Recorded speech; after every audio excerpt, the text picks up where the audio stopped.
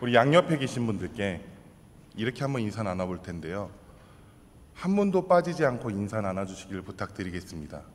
뭐라고 인사 나눠주시냐면은 옆에 계셔주셔서 참 감사합니다 라고 함께 인사 좀 나눠.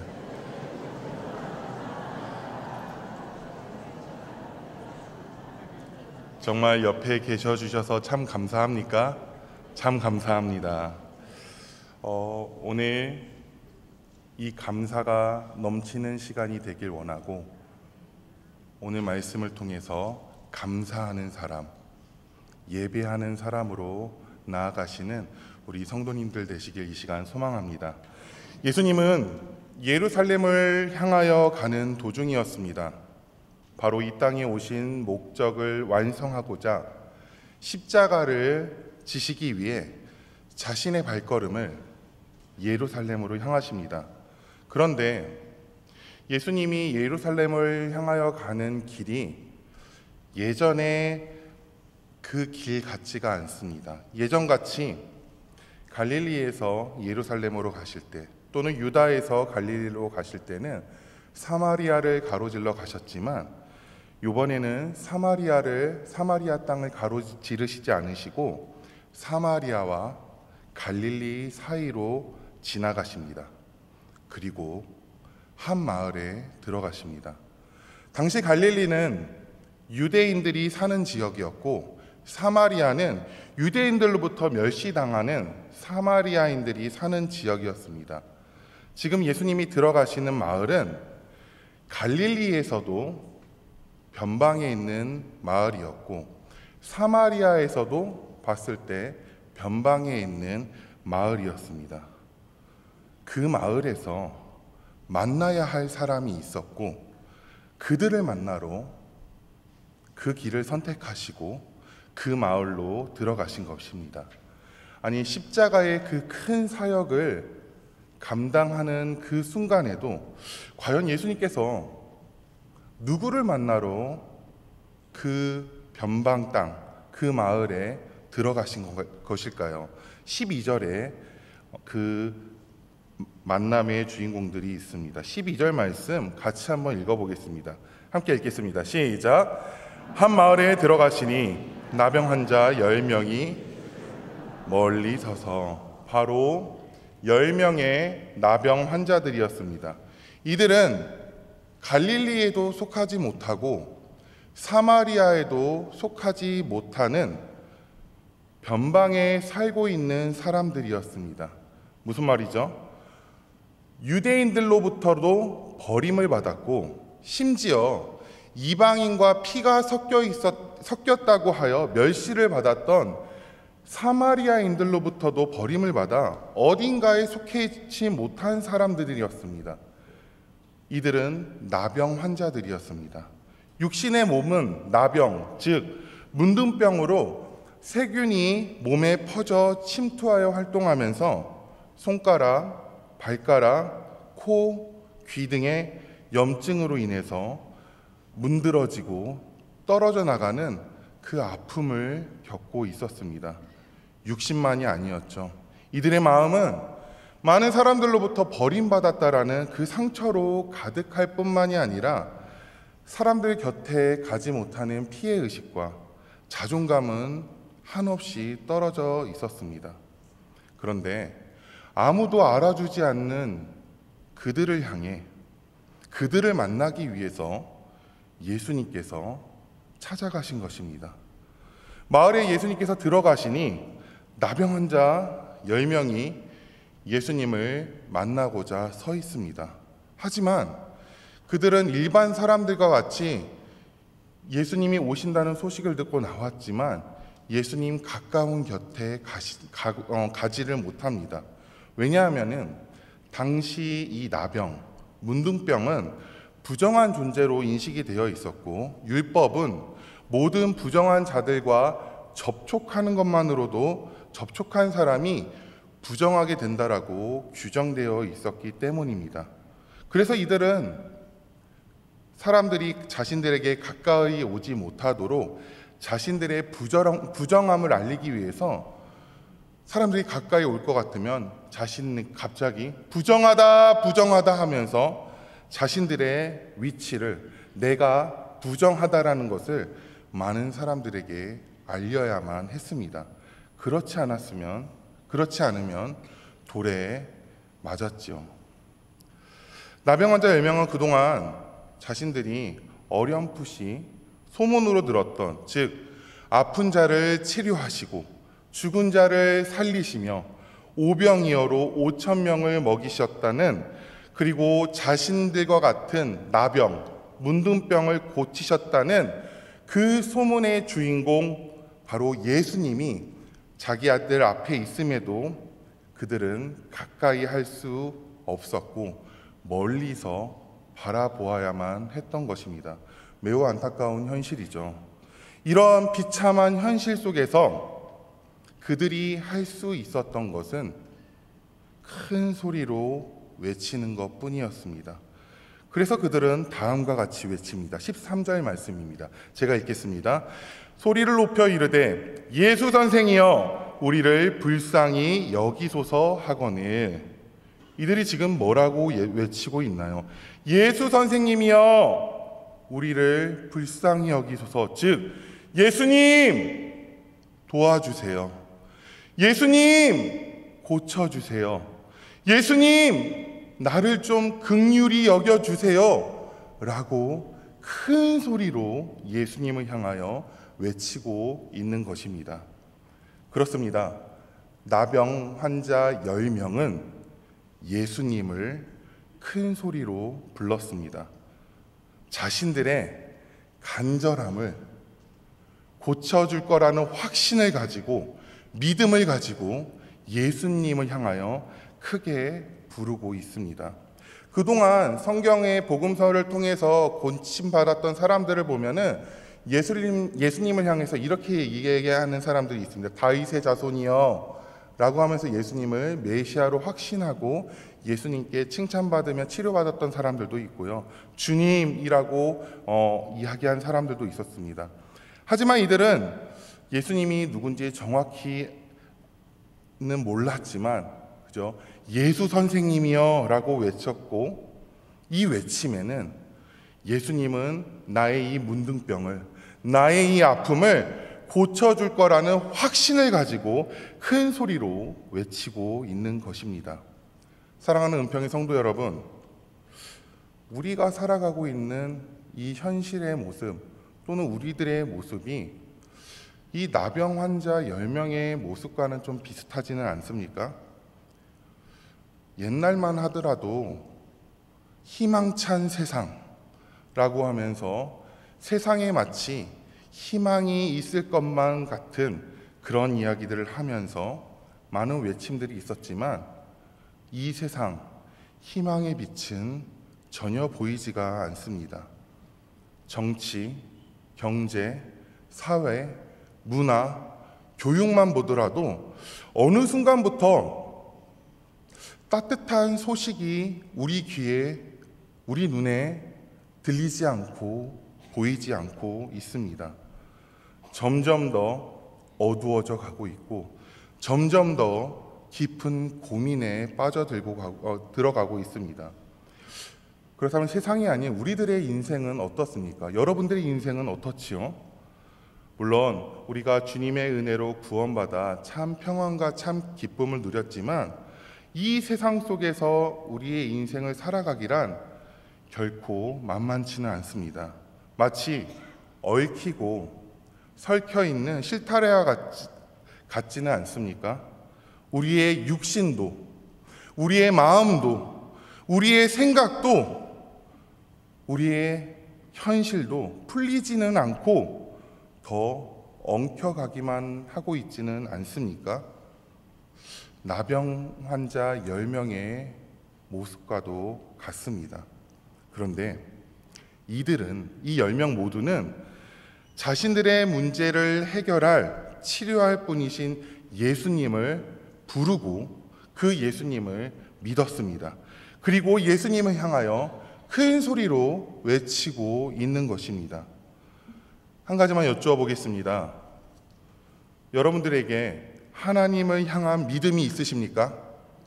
하나님이 이 세상을 창조하시고 우리를 죄와 사망에서 구원하신 그 구원자가 바로 삼위 하나님이심을 여러분들 믿으십니까? 지금 이 순간에도 우리와 함께 하시며 우리와 동행하시며 우리의 앞길을 예비하시고 우리를 지켜주신다는 것을 여러분들은 믿으십니까? 그렇다면은, 여러분들이 믿는다면은, 그 하나님이 여러분들의 하나님이라고 믿는다면은 우리의 걸어가고 있는 인생의 현실이 어떠하든지 어렵더라도, 힘들더라도, 아프더라도, 부당하더라도, 답답하더라도 하나님을 향하여 큰 소리로 외치시기 바랍니다. 하나님, 아버지, 예수님, 성령님, 주님, 도와주시옵소서, 고쳐주시옵소서, 긍휼히 여겨 주시옵소서. 이렇게 큰 소리로 외치시는 우리 은평의 성도님들 되시길 이 시간 축복합니다. 예수님은 이 나병 환자의 외침을 기다렸습니다. 동시에 우리들의 외침 또한 예수님께서는 기다리고 있다는 사실을 꼭 기억하시길 바랍니다.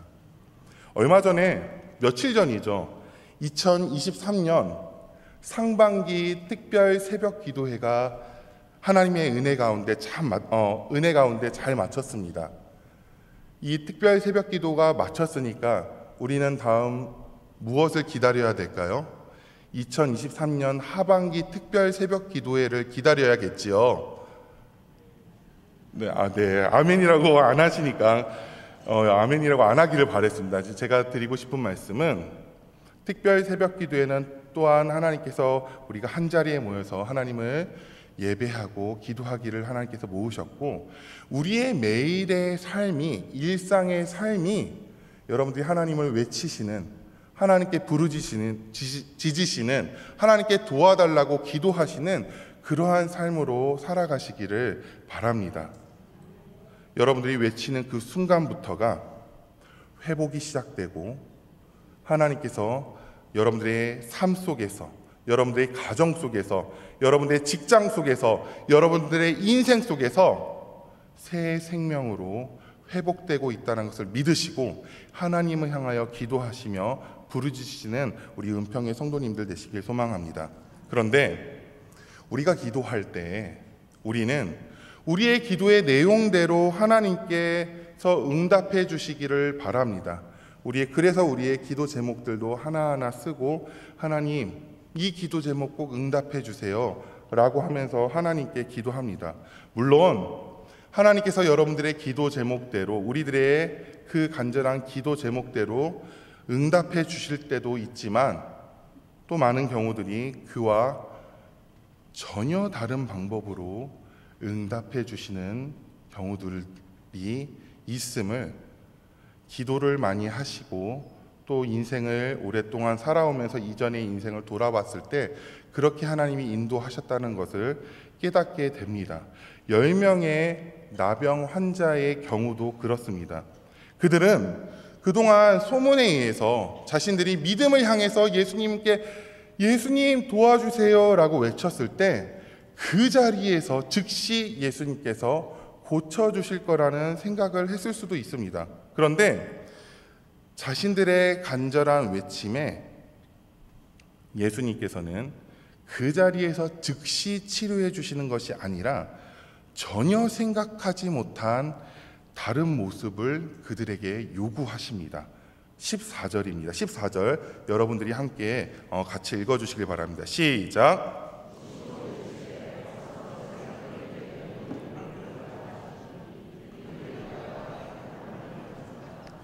예수님께서 그들이 큰 소리로 외침을 보셨습니다. 그리고 그들의 외침을 들으셨습니다. 그런데 그 자리에서 고쳐주시는 것이 아니라 제사장들에게 너희 몸을 보이라 라고 한 말씀 하십니다. 레위기 14장에 보면은 나병 환자들은 간혹 그 병이 치료됐을 때, 자신의 나병이 치료됐을 때 병이 깨끗이 나으면 제사장에게로 가도록 성경에 기록이 되어 있습니다. 제사장에게 병에서 완전히 나았음을 검증받아야만 했습니다.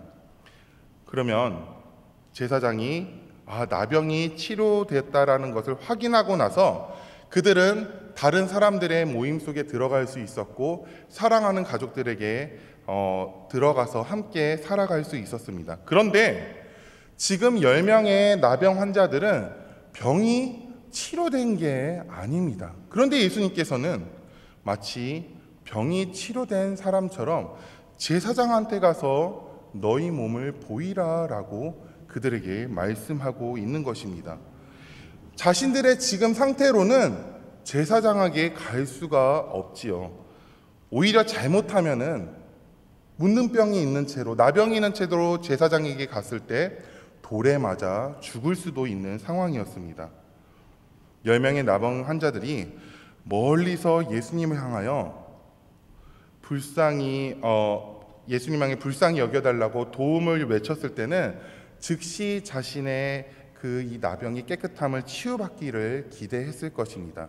하지만 예수님 그렇게 하지 않으십니다. 예수님은 과연 그들에게 무엇을 원하고 계셨던 것일까요? 예수님의 이 말씀은 그들이 원했던 방법이 아닙니다. 응답이 아닙니다. 예수님은 그들이 그 병이 나을 것을 확신하는 믿음으로 제사장으로 향하여 가는 그 길을, 어떻게 보면 자신의 그 인생 길을 살아가기를 원하시고 그들에게 명령하고 있는 것입니다.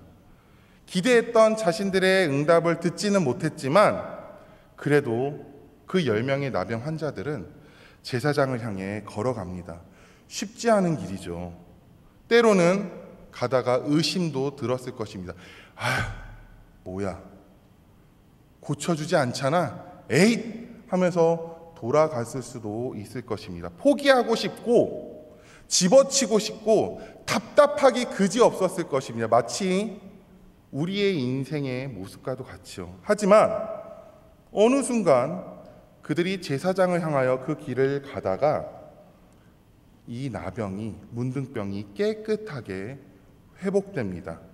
그동안 썩어지고 문드러져 있던 육신의 몸이, 골마 있고 악취가 났던 몸이 깨끗이 치료함을 받습니다. 놀라운 일이 벌어진 것이죠. 이들의 마음은 어떠했을까요?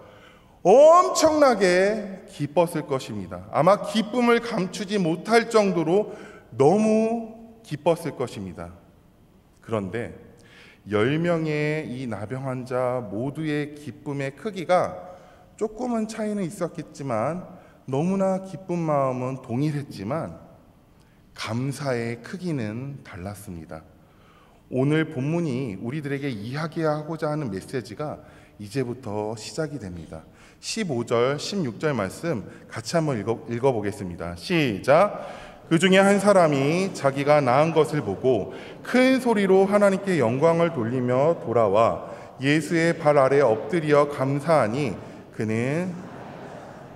예수님은 나병 환자 10명 모두를 고쳐주셨지만 한 사람만 하나님께 큰 소리로 영광을 돌리면서 한 사람만 예수님께 돌아와 감사했다라고 성경은 기록하고 있습니다.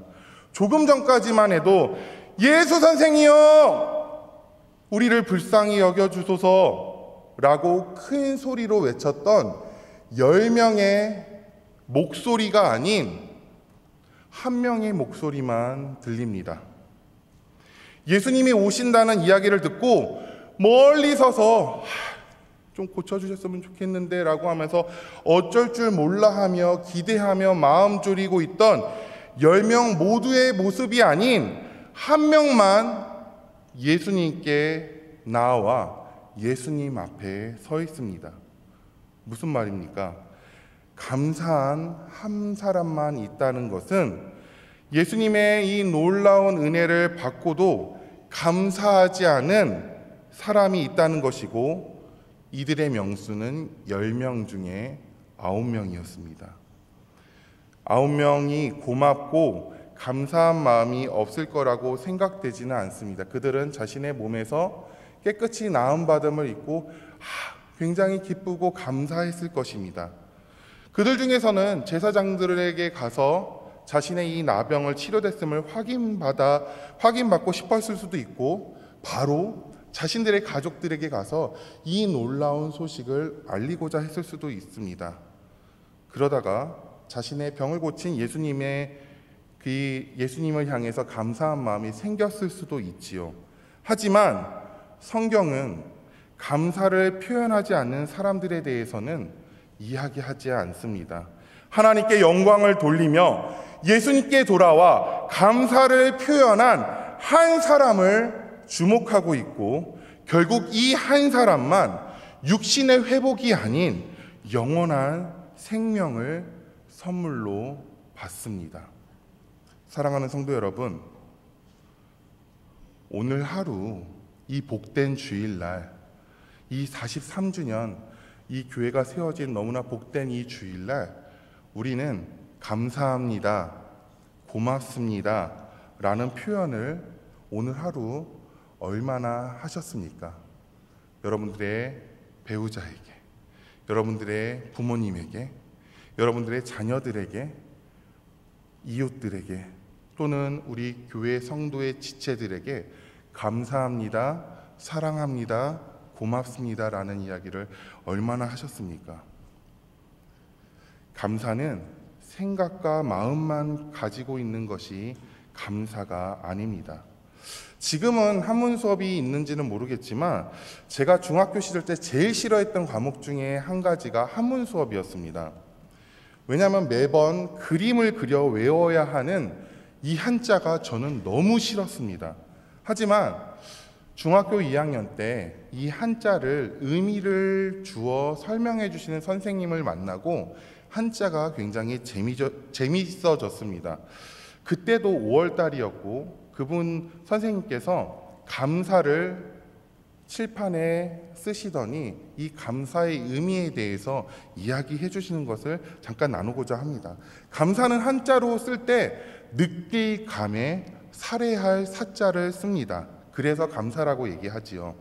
느낄 감, 다른 사람들로부터 뭔가 감사할 얘기를 느끼는 것으로만 끝나는 것이 아니라 살해할 사, 이 살해할 사의 뜻을 보니까 양보하다, 갚다, 사양하다, 일러주다, 안부를 묻다, 사과하다 등등 행동으로 표현하고 있음을 알 수 있습니다.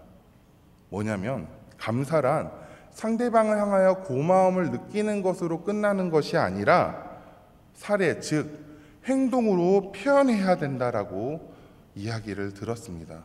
동의하십니까? 그렇기 때문에 감사는 생각을 가지고 있는 것만이 아니라 표현하고 행동해야 합니다. 그래서 옆에 사람들에게, 그래서 우리가 감사할 일이 생겼을 때, 아니 감사한 일이 생기지 않았을 때라도 우리는 감사합니다, 고맙습니다 라는 이야기가 이 은평교회 교회 예배당만이 아니라 곳곳에 우리 은평교회 성도님들을 향하여 흘러나가기를 소망합니다. 지금 모여서 우리가 지금 이 시간, 이 저녁 시간에 모여서 하나님을 예배하는 이유가 무엇입니까? 여러분들 왜 지금 이 저녁 시간대, 황금 같은 주일 저녁 시간대 예배하고 있습니까? 바로 예배는 우리를 구원해 주신, 우리를 죄악에서 구원해 주신 하나님의 놀라우신 은혜가 감사여서 우리가 지금 이 자리에 나와 하나님을 찬양하고 있고 하나님께 기도하고 있고 하나님의 뜻을 듣고자 말씀을 듣고 있으며 하나님께 감사를 표현하고자 나의 가진 것을 하나님 앞에 헌금하고 있지 않습니까? 우리의 하나님을 향한 감사가 이 예배를 통하여 하나님 앞에 올려지길 소망합니다. 오늘 오전에 우리 원로 목사님께서 예배가 소중한 이유에 대해서 말씀하셨습니다. 하나님께서는 예배하는 자를 찾으신다는 것이지요. 예수님께서는 감사를 표현하는 자, 그 예배하는 자, 자기 발 아래 엎드려 절하고 있는 그 예배하는 자를 찾으셨던 것입니다. 예배를 통하여 믿음의 성숙이 있으며 이 인생의 승패가 바로 예배에 달려있기 때문에 우리는 늘 그 감사하는 마음을 가지고 이 예배로 모여 하나님을 예배하시는 우리 은평의 성도님들 되시길 소망합니다. 동시에 하나님을 향한 사랑을 이 예배로 표현한다면 우리 주변의 이웃들에게는 우리의 말로, 우리의 행동으로 감사를 표현해야 합니다. 저도 요즘에 많이 느끼고 있고 사실 저도 잘 안 되는 부분이 감사를 표현하는 겁니다. 그 이야기는 이전보다 점점 더 감사가 사라지고 줄어들고 있다라는 증거지요. 어느 순간부터 감사합니다, 고맙습니다 라는 이야기가 줄어들고 있지는 않습니까? 나병 환자 10명 중에 1명만이 예수님께 나와서 감사했던 것처럼 이 세상은 감사하는 사람이 많이 보이지 않습니다. 왜죠? 우리들에게 부유함과 만족함과 편안한 삶이 우리들에게 놀라운 선물로 찾아왔는데 그 반면에는 작은 것에 감사하지 못할 때가 있습니다. 또는 우리에게 일어나는 여러 가지 문제들과 환경과 상황 속에서 허우적거리며 감사할 여유가 없어서 감사하지 못할 경우들도 있지요. 또는 나에게 주어진 명예, 직위, 권력, 재산 등으로 인해서 나는 이것을 누릴 권리가 있다라고 나에게 주어진 권리를 누리고자 어느덧 우리의 입술에서는 감사합니다, 고맙습니다가 사라져 있지 않은지 우리 자신을 한번 점검해 보아야 합니다. 만약 주어진 권리를 누리며 주어진 명예와 지위와 권력과 재산 등으로 감사하지 못하는 삶을 살아가고 있다면 그것은 매우 무섭고 두려운 일입니다. 나보다 나이가 적은 사람이라 할지라도, 심지어 어린아이라 할지라도 감사하다고, 사랑한다고, 고맙다고, 때로는 미안하다고 책임져 줄 어른이 필요한 것입니다. 제가 은평교회에 온 지, 사역한 지 이제 3년이 되었습니다. 저는 은평교회에 와서 정말로 많은 것들을 배우고 있지만 아직까지 잊혀지지 않는 순간들이 있습니다. 그것은 제가 면접을 볼 당시 때 우리 장로님들과 우리 담임 목사님 앞에서 면접을 봤는데요.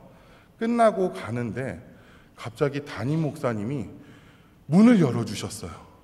그러면서 그때는 전도사였거든요. 전사님, 은평교회에 이렇게 면접 보게 돼서 해주셔서 감사합니다. 저는 깜짝 놀랐습니다. 면접 본다고 감사를 받을 일인가? 근데 합격이 되고 나서 사역을 하면서 담임 목사님의 이 곳곳에서 감사를 표현하는 모습들을 통해서 제가 감사하는 사람이 되어야겠다는 것을 늘 깨닫습니다. 원로 목사님께서 주일날 이 강단에서 말씀을 전할 때면 한 번도 예외 없이 목사님께서 각 부서를 다니시면서 선생님들을 만나면서 일일이 찾아가서 감사합니다, 수고하십니다 라고 인사를 했고 오늘도 여지없었습니다.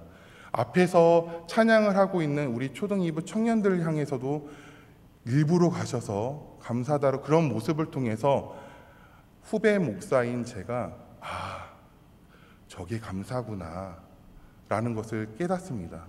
또한 그동안 예전에 소문으로만 들었던 원로 목사님과 담임 목사님과 이 관계 속에 은평교회가 외부에서는 이런 좋은 소문이 나고 있다고 아까 원로 목사님께서도 그 말씀하셨잖아요. 저도 궁금했습니다. 그런데 담임 목사님은 원로 목사님께 늘 감사하고 있고 원로 목사님도 강단에서나 이렇게 말씀을 하실 때면 담임 목사님께 감사하고 있는 서로 이렇게 감사하는 모습을 통해서 후배 목사인 제가 정말로 많은 것들을 깨닫습니다. 이렇게 훌륭한 어른들이 계시기에, 훌륭한 리더가 계시기에 은평교회 우리 성도님들은 더 많이 감사하시는 우리 은평의 성도님들 되시길 이 시간 소망합니다.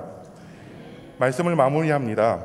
오늘 본문 말씀을 준비하면서 정말로 여러 번 본문 말씀을 읽었습니다. 많이 설교를 들었기도 했지만 또 많이 읽기도 했지만 유독 제 눈에 한 단어가 계속해서 들어오는 단어가 있었습니다. 19절 말씀인데요.